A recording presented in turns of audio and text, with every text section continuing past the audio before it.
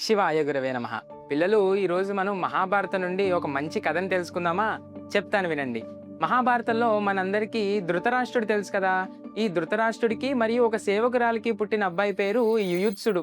ఈ యుయుత్సుడు చాలా మంచి అబ్బాయి. ఎప్పుడూ ధర్మం పట్లనే ఉండేవాడు. ఎవ్వరికీ కీడు చేసేవాడు కాదు. దుర్యోధనుడు, శకుని వీళ్ళందరూ ఎన్ని తప్పులు చేస్తున్నా గానీ ఈ అబ్బాయి మాత్రం వాటిని సమర్థించేవాడు కాదు. పైగా ఎప్పుడూ ధర్మం వైపే నిలబడతాను అని చెప్పేవాడు. కురుక్షేత్ర యుద్ధానికి ముందు ధర్మరాజు ఇరు సేనలు ఎదురెదురుగా నిలబడ్డప్పుడు ఒక ప్రకటన చేస్తారు.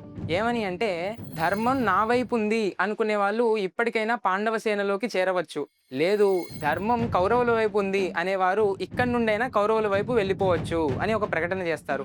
అప్పుడు అన్ని లక్షల మంది ముందు యుయుత్సుడు మాత్రమే కౌరవ సేన నుండి బయటికి వచ్చి నేను పాండవుల వైపు వెళ్తున్నాను అని చెప్పి భయం లేకుండా చెప్పాడు. యుద్ధమంతా అయిపోయిన తర్వాత కౌరవ సేన మొత్తం నాశనమైంది. కౌరవులు కూడా నాశనమయ్యారు. కానీ ఆ వంశంలో మిగిలింది ఎవరు అంటే యుయుత్సుడు మాత్రమే.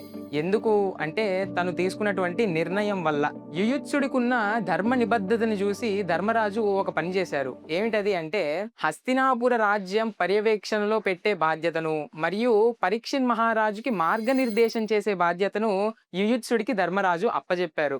ఈ కథ నుండి మనం నేర్చుకోవాల్సిన నీతి ఏమిటి అంటే, అధర్మం మన కుటుంబం వాళ్ళలో ఉన్నా గానీ మనం సమర్థించకూడదు. మనం ఎప్పుడూ ధర్మాన్నే పాటించాలి, అధర్మాన్ని ఎప్పుడూ ఒప్పుకోకూడదు. అందుకే మనకి పెద్దలు ఒక మాట చెప్తారు, ధర్మో రక్షతి రక్షితః అని చెప్పి. అంటే ధర్మాన్ని మనం కాపాడితే ఆ ధర్మమే మనల్ని కాపాడుతుంది అని.